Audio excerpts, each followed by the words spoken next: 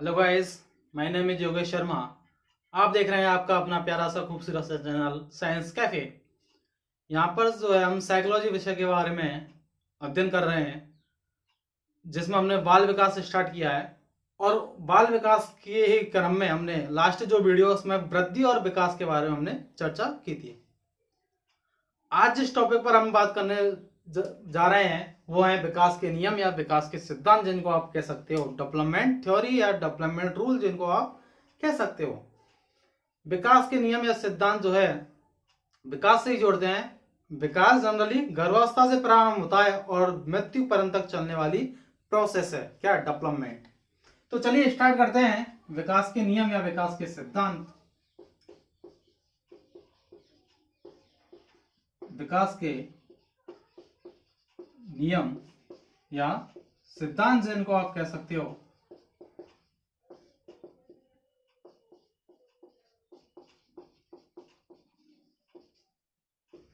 विकास के नियम या विकास के सिद्धांत। विकास को जनरली माना जाता है कि एक विकास जो है मां के गर्भ में जब बालक होता है वहीं से विकास की प्रोसेस जो है वो स्टार्ट होती है, और वही विकास जो है धीरे धीरे बढ़ता जाता है और गर्भावस्था से प्रारंभ होकर जो है विकास वो मृत्यु पर्यंत तक चलने वाली प्रक्रिया है, प्रोसेस है, जो कि कंटिन्यू रूप से जो है चलती रहती है। विकास का जो नियम है या सिद्धांत है, इसमें पहला जो नियम या सिद्धांत है वो है समान प्रतिमान का नियम। क्या? समान प्रतिमान का नियम। समान प्रतिमान का नियम या सिद्धांत, इस सिद्धांत के अनुसार जो है प्रत्येक जाति का जो जीव है, प्रत्येक जाति का जो जीव है उस जाति के जीव का जो विकास होगा वो विकास उस जाति के नियमों के अनुसार ही होगा। मतलब किसी भी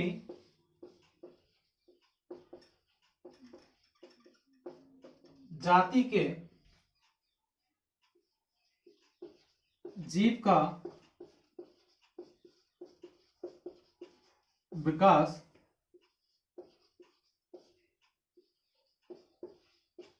उस जाति के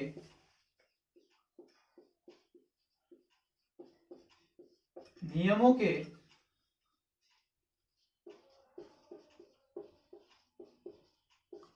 अनुसार होता है।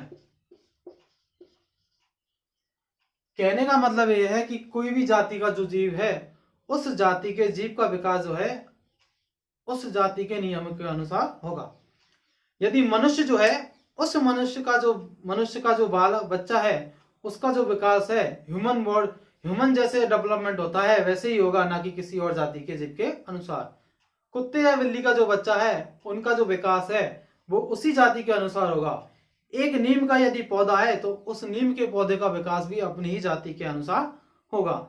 तो कहने का मतलब यही है कि समान प्रतिमान का नियम यही कहता है कि आप जिस जाति में हैं उस जाति के अनुसार ही आपका क्या होता है, विकास होता है। और विकास एक निरंतर चलने वाली प्रक्रिया है जो कभी रुकती नहीं है। तो ये क्या है, समान प्रतिमान का नियम, जिसको हम कह सकते हैं। अर्थात किसी भी जाति का जो जीव है उस जाति का जो विकास होगा, जो डेवलपमेंट होगा, जाति के जीव का जो डेवलपमेंट होगा वो डेवलपमेंट उस जाति के नियमों के अनुसार ही होगा। मनुष्य की यदि बात किया है तो माँ के गर्भ में जो है 9 माह रहने के पश्चात जो है एक शिशु का जन्म होता है। अलग अलग जाति के जीवों में अलग अलग लाइफ साइकिल होती है, अलग अलग उनका जीवन चक्र होता है, और उसी जीवन चक्र के अनुसार जो है उस जीव का क्या होता है, विकास होता है। समझ में आ रहा है? नीम का जो पौधा है उस नीम के पौधे की जो ग्रोथ है वो ग्रोथ या उसका जो डेवलपमेंट है वो कैसे होना है, वो उस जाति में उपस्थित जीव की जाति के नियम के अनुसार होता है। आम का वो जो वृक्ष है वो कितने दिन में बड़ा होगा, ये उस जाति में उपस्थित जो लक्षण है वो लक्षण निर्धारित करते हैं। अर्थात प्रत्येक जाति का जो है अपना लाइफ साइकिल जो है अलग होता है। अर्थात उसमें जो है प्रत्येक जाति में जो है अपनी जाति के जीव के प्रति क्या पाई जाती है, विशिष्टता, और उस जाति के जीव का जो विकास होगा उस जाति के नियमों के अनुसार ही होगा। मनुष्य के जीव का यदि विकास है, अर्थात मनुष्य का जो बच्चा है उसका विकास मनुष्य जाति के नियमों के अनुसार ही होता है। ये क्या कहता है? समान प्रतिमान का नियम ये कहता है। किसी भी जाति के जीव का विकास जो है उस जाति के नियमों के अनुसार होता है। ये क्या है? समान प्रतिमान का नियम। समझ में आ गया होगा। अगला जो नियम है वो है निरंतरता का नियम। किसका नियम? निरंतरता का नियम।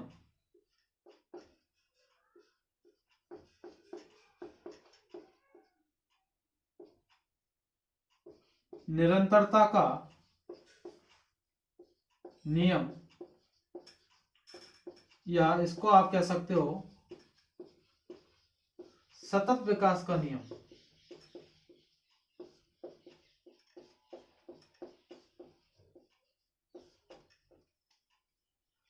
विकास जो है वो लगातार कंटिन्यू रूप से जो है चलने वाली प्रोसेस है। विकास हमेशा चलता रहता है, कभी रुकता नहीं है। हो सकता है कम ज्यादा हो जाए लेकिन कभी ठहरता नहीं है। विकास निरंतर चलने वाली प्रोसेस है। यदि बात की जाए, एक शिशु जो है मां के गर्भ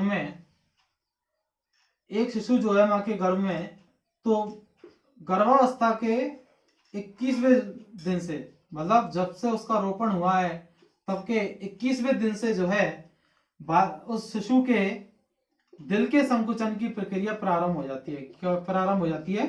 दिल के संकुचन की प्रक्रिया प्रारंभ हो जाती है। और ये जो दिल के संकुचन की जो प्रोसेस है, ये दिल का संकुचन है, यही आगे जाके किसमें चेंज होता है? हार्ट बीट में। किसमें? हार्ट बीट, जिसको आप हृदय की धड़कन कहते हो। और हृदय की धड़कन जो है वो तभी से प्रारंभ होती है और मृत्यु पर्यंत तक चलती रहती है। कब तक? मृत्यु पर्यंत तक चलती रहती है। क्या? Heart beat. जिस दिन हार्ट बीट रुक जाएगी उस दिन इंसान जो है, समझ सकते हो क्या होगा उसका? तो 21वें दिन से, गर्भावस्था में 21वें दिन से जो है उस दिल के संकुचन की प्रोसेस प्रारंभ होती है, जो कि आगे हार्ट बीट में बदलती है। और हार्ट बीट, हृदय की जो धड़कन है, वो मृत्यु पर्यंत तक चलती रहती है।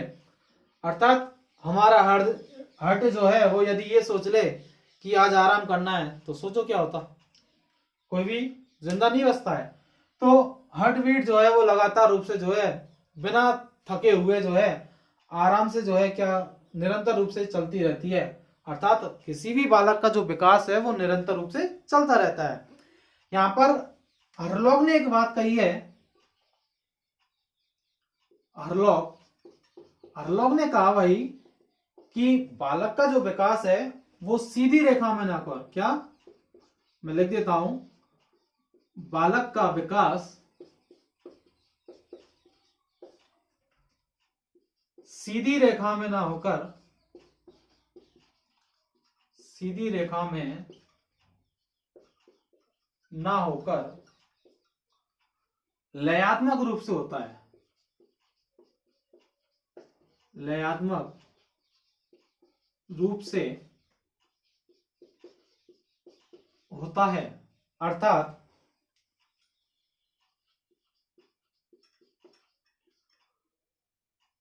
विकास कभी मंद तो कभी तीव्र हो सकता है। कहने का मतलब यह है कि बालक का जो विकास है वो विकास कभी तीव्र या कभी मंद हो सकता है।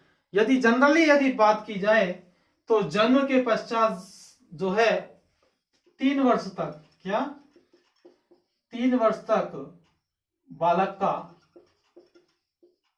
तीव्र विकास होता है। क्या होता है?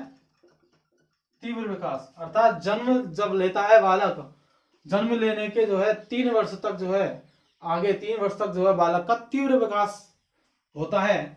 अर्थात बालक में हर दिन कुछ नया देखने को हमें मिलता है। हर दिन जो है उसकी एक्टिविटी जो है चेंज होती है। तो ये जो विकास है वो 3 वर्ष तक जो है बहुत तीव्र अवस्था में होता है। यदि सर्वाधिक तीव्र विकास की यदि आयु पूछी जाए तो वो कौन सी होगी? सर्वाधिक तीव्र विकास की जो अवस्था है वो यदि पूछी जाए तो वो कौन सी है? शैशवावस्था। सर्वाधिक तीव्र विकास की अवस्था सर्वाधिक तीव्र विकास की जो अवस्था है वो कौन सी है? शैशवावस्था। कौन सी? शैशवावस्था, जिसमें बालक का जो विकास है वो बहुत तीव्र गति से होता है। यहाँ पर जो है विकास बहुत तीव्र गति से होता है, लेकिन एक कंडीशन ऐसी आती है कि बालक का जो विकास है वो कुछ समय के लिए ठहर जाता है। क्या? कुछ समय के लिए हमें ऐसा लगता है कि इसकी जो है ग्रोथ या इसका जो डेवलपमेंट है वो होना बंद हो गया है। कुछ समय के लिए विकास जो है वो ठहरता है, लेकिन धीरे जो है फिर वो विकास जो है दोबारा प्रारंभ होता है। अर्थात विकास कम ज्यादा हो सकता है लेकिन कभी रुकता नहीं है। ये क्या कहता है? निरंतरता का नियम या सतत विकास का नियम ये बात कहता है। आपको कुछ पॉइंट याद रखने हैं। 21वें दिन से जो है दिल के संकुचन की प्रक्रिया प्रारंभ हो जाती है, और यदि सर्वाधिक तीव्र विकास की यदि अवस्था पूछी जाती है तो वो अवस्था कौन सी है? शैशवावस्था। कौन सी? शैशवावस्था। इसमें आपको इतना जो है याद रखना ही है। अगली जो बात करेंगे हम वो है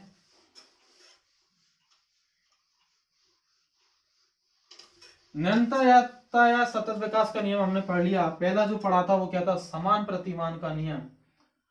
अगला जो नियम पढ़ेंगे वो है परस्पर संबंध का नियम। क्या? परस्पर संबंध का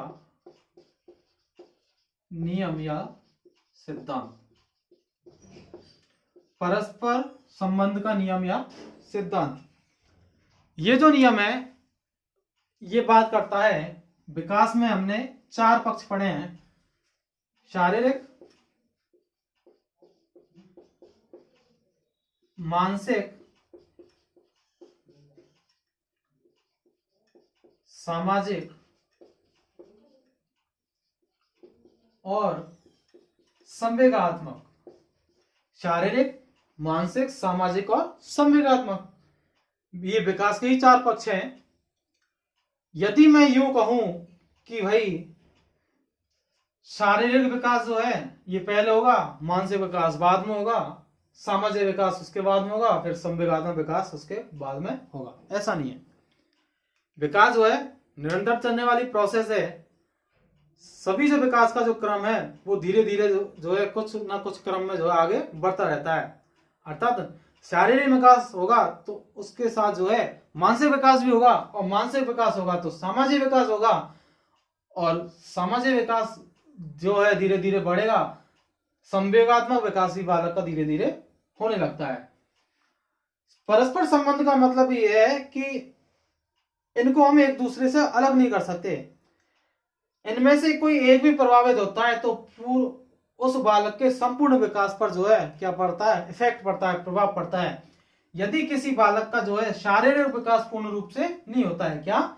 यदि किसी बालक का जो है शारीरिक विकास यदि पूर्ण रूप से नहीं होता है, तो शारीरिक विकास यदि नहीं होगा तो उसके जो है मानसिक विकास पर भी इफेक्ट पड़ेगा, और जब बालक का मानसिक विकास इफेक्ट होगा तो है उसमें सामाजिक विकास भी होने का डर रहेगा। अर्थात उसमें सामाजिक विकास भी नहीं हो पाएगा। अर्थात यदि विकास का जो कोई एक पक्ष भी यदि प्रभावित होता है तो उस पक्ष के प्रभाव पर जो है संपूर्ण पक्षों पर क्या है? उसका प्रभाव पड़ता है। कोई एक पक्ष यदि प्रभावित होता है तो सभी पक्ष जो है प्रभावित होने का डर होता है। अर्थात यदि हम कहें कि भाई शारीरिक विकास ही होगा, मानसिक विकास नहीं होगा, तो ऐसा नहीं है। ये जो सभी पक्ष हैं आपस में एक दूसरे से क्या है? संबंधित हैं। अर्थात इन सभी में जो है आपसी रिलेशन है। शारीरिक विकास और मानसिक विकास आपस में जुड़े हुए हैं, सामाजिक विकास और संवेगात्मक विकास। अर्थात इन सभी विकास के पक्षों में जो है गुणात्मक संबंध पाया जाता है। कैसा पाया जाता है? गुणात्मक संबंध पाया जाता है।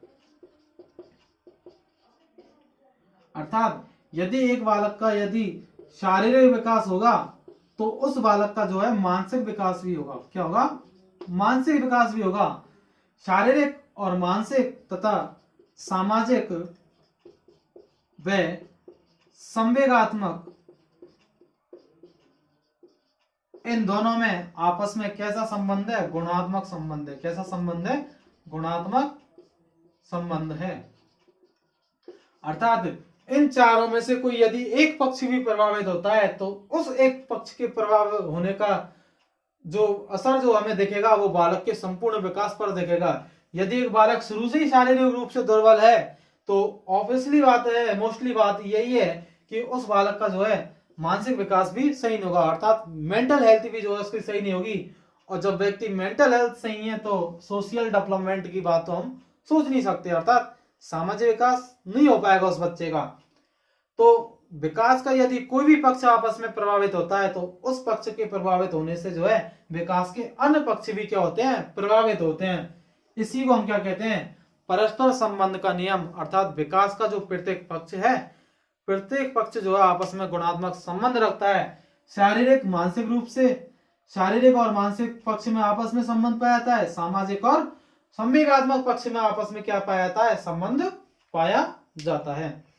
ये क्या है, परस्पर संबंध का सिद्धांत या परस्पर संबंध का नियम जिसको हम कह सकते हैं। अगला जो है इसमें वो है व्यक्तिगत विभिन्नता का सिद्धांत। क्या, व्यक्तिगत विभिन्नता का सिद्धांत।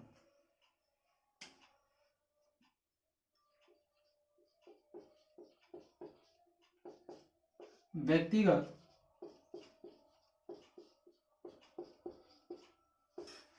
विभिन्नता का सिद्धांत। व्यक्तिगत विभिन्नता को गॉल्टन ने दो प्रकार की व्यक्तिगत विभिन्नता की बात की है गॉल्टन ने, जिसमें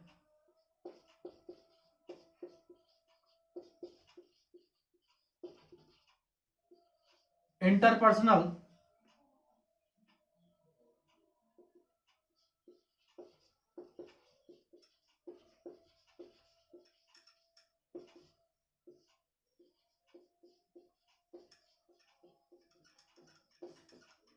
इंटरपर्सनल अंतर्वैयक्तिक विभिन्नता और दूसरी है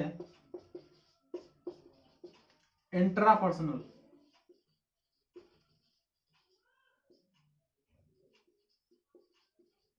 अंतरा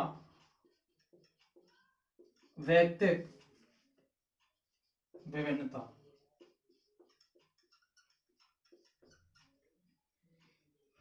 व्यक्तिगत विभिन्नता को हम समझेंगे यहां पर।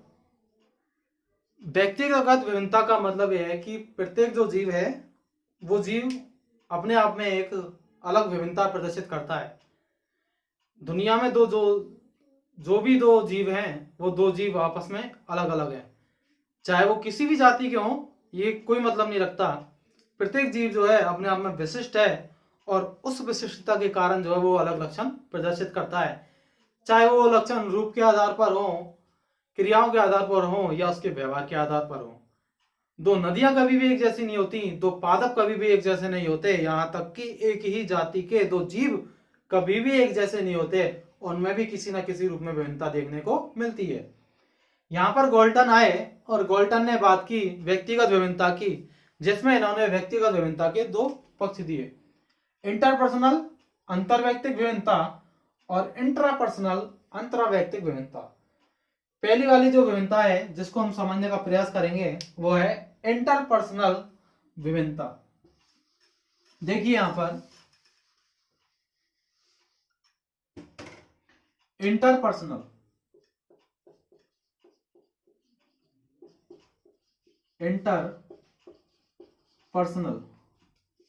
जिसको अंतर्वैयक्तिक विभिन्नता,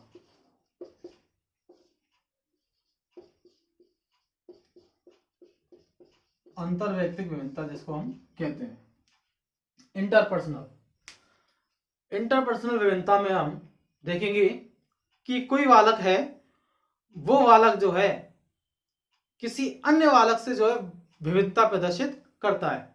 क्या, एक बालक किसी अन्य बालक से विभिन्नता प्रदर्शित करता है, अर्थात उसकी आदतें, उसकी जो रुचियां हैं वो रुचियां अलग हो सकती हैं, उसका व्यवहार अलग हो सकता है। अर्थात एक बालक जो है दूसरे बालक से क्या प्रदर्शित करेगा, विविधता प्रदर्शित करेगा। यहां तक कि एक ही जाति के दो जीव जो हैं उन दोनों जीवों में भी क्या विभिन्नता पाई जाएगी। एक ही माता की दो संतानें हैं, उन संतानों में भी आपस में क्या पाई जाएगी, विभिन्नताएं पाई जाएगी। दो भाई बहनों में भी आपको विभिन्नता देखने को मिल सकती है। और यहां तक कि हम बात करें तो दो जुड़वा बच्चे जो हैं, क्या, दो जुड़वा बच्चे जो हैं, उन जुड़वा बच्चों में भी व्यक्तिगत विभिन्नता पाई जाती है। क्या पाई जाती है? व्यक्तिगत विभिन्नता पाई जाती है। दो जुड़वा बच्चों में भी व्यक्तिगत विभिन्नता पाई जाती है। और वो व्यक्तिगत विभिन्नता कैसी होती है? इंटरपर्सनल होती है। कैसी होती है? इंटरपर्सनल होती है, क्योंकि दोनों अलग अलग हैं। आपको ये बात याद रखनी है, जब इंटरपर्सनल की बात करेंगे तो दो अलग अलग जीवों की बात करेंगे। किसकी? दो अलग अलग जीवों की बात करेंगे। तो दो जो जुड़वा बच्चे हैं, उन जुड़वा बच्चों में भी व्यक्तिगत विभिन्नता पाई जाती है। कहने का मतलब यह है कि एक ही माता की जो है जुड़वा संतानें हैं, दोनों में किसी न किसी रूप से अंतर हमें देखने को मिलेगा, चाहे वो शारीरिक रूप से देखने को मिले, चाहे वो मानसिक रूप से देखने को मिले, चाहे वो सामाजिक और चाहे वो संवेगात्मक रूप से हो सकता है एक बालक जो है शारीरिक रूप से दुर्बल हो, दूसरा शारीरिक रूप से मजबूत हो सकता है कि एक बच्चा जो है वो मानसिक रूप से स्वस्थ ना हो, दूसरा जो है मानसिक रूप से बहुत स्वस्थ हो। उसका आईक्यू जो लेवल है, अर्थात वो जो है चीजों को बहुत जल्दी ग्रहण करता है, तो उसका आईक्यू लेवल हो सकता है ज्यादा हो, तो मानसिक विकास उसका अच्छा है। लेकिन दूसरा जो बच्चा है उसका मानसिक विकास ठीक नहीं है। हो सकता है एक बालक जो है समाज के प्रति जो है रुचि प्रदर्शित करता है, अर्थात समाज के लोगों में बैठने का उसको शौक हो, समाज के लोगों के बीच में जाता है। हो सकता है कि उसी का जो जुड़वा भाई है या बहन है, हो सकता है कि वो समाज के लोगों से दूर रहने का प्रयास करता हो। अर्थात एक ही माँ की दो संतानें हैं, लेकिन दोनों संतानों में जो है आपस में विभिन्नता देखने को मिल रही है। तो ये जो विभिन्नता है वो कैसी विभिन्नता कहलाएगी? इंटरपर्सनल विभिन्नता कहलाएगी, अर्थात अंतर वैयक्तिक विभिन्नता इसको हम कहेंगे, जिसमें एक बालक जो है दूसरे बालक से क्या प्रदर्शित करता है? विभिन्नता प्रदर्शित करता है। अर्थात एक बालक दूसरे बालक से, एक बालक दूसरे बालक से विभिन्नता प्रदर्शित करता है। क्या प्रदर्शित करता है? विभिन्नता प्रदर्शित करता है।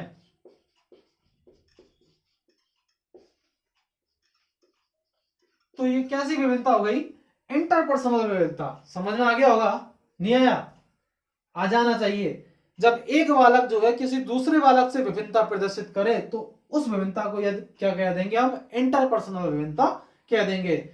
याद रखना है कि एक ही माँ की जो जुड़वा संतानें जो हैं, उन जुड़वा संतानों में भी क्या पाई जाती है? विभिन्नता पाई जाती है। और वो विभिन्नता कैसी होती है?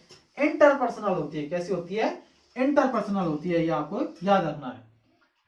इसका ही दूसरा पॉइंट है, वो क्या है? इंट्रापर्सनल। क्या? इंट्रापर्सनल, अंतरा वैयक्तिक विभिन्नता।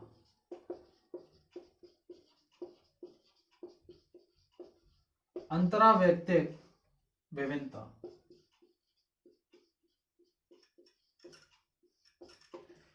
अंतरा वैयक्तिक विभिन्नता की हम बात करेंगे तो एक बालक जो है वो अपने आप में ही जो है अलग अलग स्थानों पर जो है अलग अलग तरीके का व्यवहार प्रदर्शित करता है। अर्थात हम खुद ही अपने आप में अलग अलग जो व्यवहार प्रदर्शित करने लगते हैं। एक बालक जो है उसका अपने समाज या अपने परिवार के जो लोगों हैं उन लोगों के बीच में अलग व्यवहार है, अर्थात वहां पर बड़ी शिष्टाचार से बात करता है, समाज के लोगों में जाता है, समाज के बीच में रहता है, माता पिता के साथ रहता है, तो वो बालक जो है वो अलग व्यवहार प्रदर्शित करता है। लेकिन यदि वही बालक जो है अपने मित्रों के साथ मिलता है तो मित्रों के साथ उसका व्यवहार जो है हमें अलग देखने को मिलता है। यहां तक कि घर की दहली को पार करते ही हमारा बिहेवियर जो है वो चेंज हो जाता है। अर्थात जैसा व्यवहार हम अपने परिवार के लोगों में करते हैं, परिवार के अंदर करते हैं, वो व्यवहार जो है घर को पार करते ही हमारा व्यवहार जो है वो क्या हो जाता है? चेंज हो जाता है।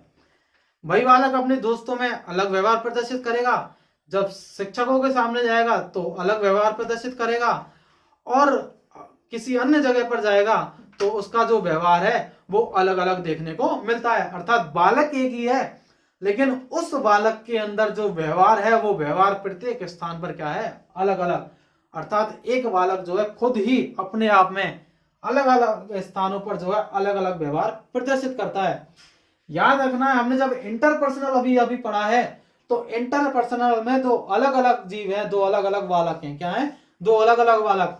दो अलग अलग बालकों में विभिन्नता देखी जा रही है, लेकिन यहां पर जो विभिन्नता की यदि बात की जाएगी तो वो एक ही बालक में की जाएगी। किसमें की जाएगी? एक ही बालक में। अर्थात एक ही बालक है और वो अपने व्यवहार के माध्यम से जो है अलग अलग स्थान पर जो है अलग अलग प्रकार का व्यवहार प्रदर्शित करता है, जिससे वो है खुद ही अपने आप में क्या प्रदर्शित करता है? विविधता या विभिन्नता जो है वो प्रदर्शित करता है। अर्थात एक बालक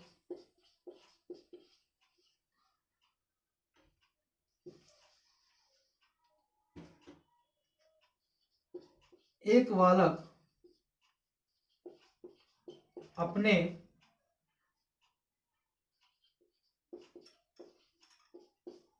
आदतों, रुचियों व व्यवहार में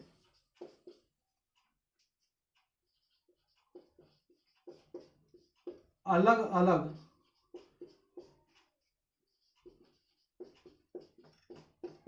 स्थानों पर अलग व्यवहार प्रदर्शित करता है। कहने का मतलब यही है कि बालक एक ही है, लेकिन वह बालक जो है अपने मित्रों के सामने, अपने परिजनों के सामने, अपने शिक्षकों के सामने जो है अलग अलग तरीके का क्या करता है? व्यवहार प्रदर्शित करता है, जिसको क्या कहेंगे हम? इंट्रापर्सनल। क्या कहेंगे? इंट्रापर्सनल, अंतरावैयक्तिक विभिन्नता जिसको कहेंगे। यदि बालक किसी दूसरे बालक से विभिन्नता प्रदर्शित करता है तो वो इंटरपर्सनल विभिन्नता हो जाएगी। कैसी? अंतरवैयक्तिक विभिन्नता हो जाएगी।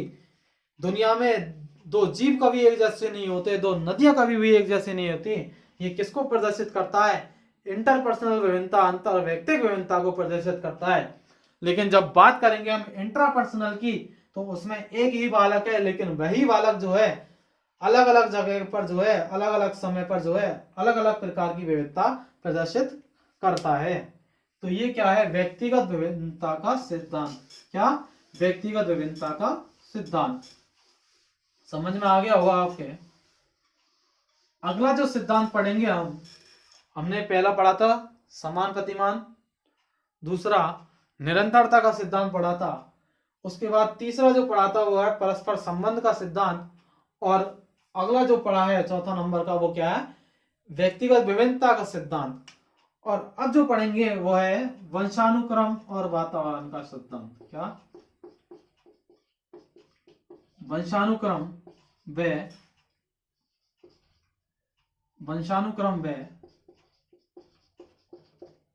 वातावरण का सिद्धांत। जब भी विकास की बात की जाएगी ये दो जो फैक्टर हैं वो फैक्टर हमें बहुत सुनने को मिलेंगे, वंशानुक्रम और वातावरण। एक बालक जो है वो जैसे ही जन्म लेता है तो उसको जेनेटिक जो मिला हुआ है वो तो उसका वंशानुक्रम है, लेकिन जैसे ही वो बालक जन्म लेता है और इस दुनिया में आता है तो यहाँ पर उसको एक नया फैक्टर मिलता है जो क्या है? वातावरण। और बालक जो है उस वातावरण के संपर्क में आता है। जनरली माना जाता है कि एक बालक के जो विकास है उस बालक के विकास पर 90% जो प्रभाव डालता है वो उसका वंशानुक्रम होता है, और 10% जो इफेक्ट डालता है वो उसका क्या होता है? वातावरण होता है। क्या होता है? वातावरण होता है। ये बात किसने कही है? जनरल मान्यता यही है कि एक बालक जो है उस बालक के विकास पर जो है 90% प्रभाव वंश का पड़ता है और 10% विकास किसका पड़ता है? वातावरण, एटमॉस्फेयर का। अर्थात बालक जिस वातावरण में है वो वातावरण भी उस बालक के विकास पर क्या डालता है? प्रभाव डालता है। लेकिन रॉस ने यहां पर इसको क्या कह दिया? 50-50% मान लिया कि बालक का जो विकास है उसमें वंश और वातावरण दोनों की जो है समान रूप से साझेदारी होती है। ये बात किसने कही? रॉस ने। रॉस ने ये कहा कि वंश और वातावरण जो है वो दोनों ही आपस में समान रूप से एक बालक के विकास पर क्या डालते हैं, प्रभाव डालते हैं। अर्थात वंश क्रम का भी उतना ही प्रभाव पड़ता है जितना कि वातावरण का प्रभाव पड़ेगा। कहने का मतलब यह है जितना वंश एक बालक को प्रभावित करेगा उतना ही एक वातावरण भी उस बालक को प्रभावित करेगा।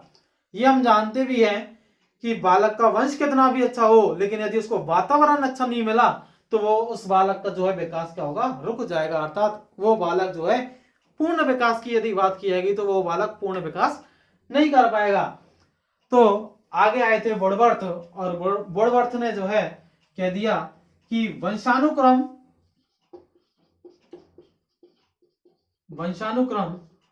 और वातावरण, क्या, वंशानुक्रम और वातावरण दोनों में गुणात्मक संबंध पाया जाता है। क्या पाया जाता है, गुणात्मक संबंध पाया जाता है। अर्थात किसी एक के बिना भी बालक का विकास संभव नहीं होगा। यदि बालक को अच्छा वातावरण नहीं मिले तो भी उसका विकास नहीं हो पाएगा, यदि उस बालक को अच्छा वंश ना मिले तो भी उसका विकास नहीं हो पाएगा। अर्थात दोनों में जो है आपस में गुणात्मक संबंध पाया जाता है। किसमें, वंशानुक्रम और वातावरण। बालक को अच्छा वातावरण मिल गया और बालक को अच्छा वंश मिल गया तो बालक का जो डेवलपमेंट है वो बहुत अच्छा हो सकता है। लेकिन यदि दोनों फैक्टर में से कोई एक फैक्टर भी जो है बालक को यदि नहीं मिलता है सही, तो बालक का जो डेवलपमेंट है वो होगा तो सही, ऐसा नहीं डेवलपमेंट नहीं होगा, डेवलपमेंट तो होगा लेकिन उतना नहीं हो पाएगा जितना होना चाहिए। अर्थात प्रत्येक जो फैक्टर है वो प्रत्येक फैक्टर आपस में क्या करेगा, बालक का जो डेवलपमेंट है उस डेवलपमेंट को क्या करेगा, इफेक्टेड करेगा। अर्थात उसका पर जो है प्रभाव डालेगा। तो वंशानुक्रम और वातावरण भी जो है एक बालक को जो है, बालक के विकास पर महत्वपूर्ण जो है प्रभाव डालते हैं। दोनों में से किसी एक का भी को भी यदि सही नहीं मिलता है बालक को, दोनों में से यदि कोई एक भी यदि बालक को सही नहीं मिलता है तो बालक का जो विकास है वो कैसा हो जाता है, अवरुद्ध हो जाता है। अर्थात बालक का विकास जो है वो रुक जाता है। अर्थात यही कहेंगे कि बालक का जो विकास है वो वंशानुक्रम और वातावरण दोनों पर समान रूप से जो है प्रभावित होता है। अर्थात जितना वंश का योगदान होगा उतना ही वातावरण का योगदान होगा। तो ये बात हमने वंशानुक्रम और वातावरण के सिद्धांत की यहाँ पर बात की है। अभी कुछ नियम और सिद्धांत इसमें अभी बाकी हैं जिनका अध्ययन हम अगली क्लास में करेंगे। यदि आपको ये बाल विकास का जो टॉपिक है यदि ये आपको समझ में आ रहा है तो कृपया सपोर्ट करें, चैनल को सब्सक्राइब करें जिससे कि अगली वीडियो का जो नोटिफिकेशन है आपको तुरंत रूप से मिले। सब्सक्रिप्शन में जाकर आप अन्य वीडियोस के लिंक भी देख सकते हो जहां से आप वीडियो सीधा देख सकते हो। तो इस चैनल को जो है ज्यादा से ज्यादा लाइक कीजिए, सब्सक्राइब कीजिए और अपने दोस्तों को शेयर कीजिए जिससे वो भी जो है इन चीजों को जान सकें, क्योंकि रीट की जो है आधिकारिक रूप से घोषणा होने वाली है। तो आपके साथ साथ जो है आपके दोस्तों को भी इसका फायदा मिले। तो मिलते हैं अगली क्लास में, तब तक के लिए मस्त रहिए, खुश रहिए, अपना अच्छे से ख्याल रखिए। Thank you, bye.